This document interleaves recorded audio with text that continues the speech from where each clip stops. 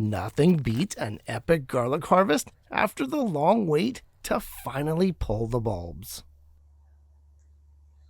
But nothing's worse than when those bulbs and that harvest fails to deliver. Hard-neck garlic, or even the soft kind really, is a long crop compared to most others, hidden just below the soil surface, away from our prying and curious eyes.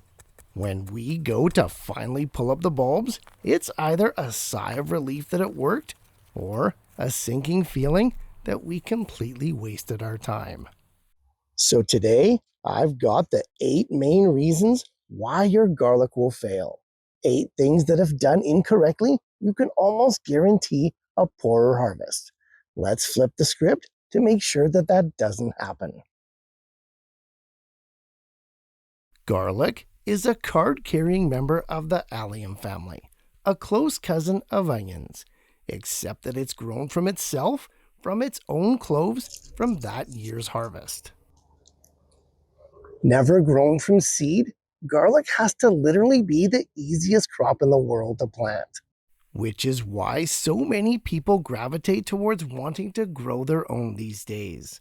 Well, that and the crazy high prices for even the non-organic garlic. Getting started, like we said, is super simple. And it's this simplicity that leads to our first 2 issues that often cause most of our problems. I'm talking timing and variety. Let's start with variety. Modern cultivated garlic comes in 2 main types, hardneck and softneck, with hundreds of varieties of each. Hardneck garlic types require a winter chill to stimulate bulb formation, so they're planted in the fall before the first frost, usually in zones 8 or lower. Softneck garlic, however, needs no winter chill to bulb up, so it's much more flexible in its planting. These types are normally grown in warmer climates of zones 9 or higher. Because garlic of any type or variety sprouts so readily, beginner growers tend to plant it whenever, wherever, with whatever variety they can get their hands on. That can work, but only if the stars align. With 3 hard variables working against you, the odds, though, are not likely. Hardneck garlic needs to be planted 2 to 4 weeks before your first fall frost in areas with a true winter. All other warmer climates should use softneck garlic, and you can plant it in the fall or the spring with equal success. Simple rules, yes, but non-negotiable. After the timing and variety of choice are sorted, you're likely anxious to plant. Great, because it's next up, and it also gives us a couple more reasons that can cause your garlic to fail. And the first of those is the wrong depth. Too deep, and the relatively shallow grown bulb will be too far down to develop properly and quite likely rot. Too shallow though, especially with a cold winter, and you run the risk of the developing cloves being exposed and not sufficiently protected. Ideally, the top shoot end tip of the garlic should be about 2 to 3 inches below the surface of the soil. As most cloves are about an inch in height, you can simply dig holes or trenches that are about 3 to 4 inches deep. Plunk the cloves in and then cover them with soil. Keep in mind though that this depth is with the soil only and doesn't include the mulch. Colder areas are going to get planted at the deeper end of the spectrum, and warmer areas will be a little bit shallower. A heavy mulch of leaves or straw, regardless of the climate, can make up for a shallower planting. But sticking to the depth guidelines will serve you much better. And while we're planting our garlic, we might as well get to that spacing too. You see, garlic doesn't like to compete for resources with other plants, but it especially doesn't like to compete with itself. Right away, your garlic cloves start to grow, even if you can't see it. Below ground, within a week or so of hitting that moist soil, your garlic cloves will start to send out their extensive root systems. They're trying desperately to establish themselves before the winter hits. It's quite amazing, and it happens fast, even if we can't see it. If your garlic cloves are not given the proper space that they need between themselves to grow, well, then the bulb harvest later is gonna suffer. 4 to 6 inches between each planted clove is best, with 1.5 to 2 feet between the rows if that's how you're planting them. Because garlic grows through a fall and winter, which for many of us is a wet affair, another reason that it fails for new growers is poor drainage. This crop loves constant and consistent moisture when it's bulbing up from mid-spring to early summer, but too wet, too soggy, or too saturated due to poor drainage is the absolute worst thing for your garlic. Without shedding or getting rid of excess moisture, either due to your soil type or your container setup, well, that's going to spell doom for your garlic bulbs. Garlic needs water, but it's not aquatic. Similar to overwatering, we can also over-fertilize this stuff. Garlic, in its entire long life cycle, is only ever fed twice, and both of those times are in the spring. Although it may act and look like it, garlic is not a root vegetable. Instead, that bulb is made up of dozens of specialized leaves, much like an onion is. Too much fertilizer, particularly nitrogen, is going to stimulate the garlic plant to create a top-heavy canopy of greenery rather than focusing on the specialized bulbs. And as delicious as those green leaves are, it's really the garlic we're after.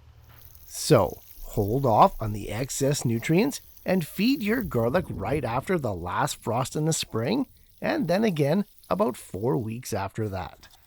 And if for some strange reason you do feed more, make sure to stop fertilizing at least 6 to 8 weeks before you intend to harvest.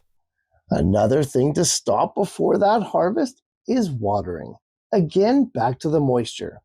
This time, it's really important. As the season progresses and the garlic bulbs reach a certain size, the foliage above ground will start to fail. Once 1/2 to 2/3 of the garlic leaves have dried up and died off, you know then that the harvest is near. However, for long-term storage, garlic absolutely needs to be harvested dry. Too wet, and the bulbs simply won't store well. They'll either try to resprout, or worse, just rot.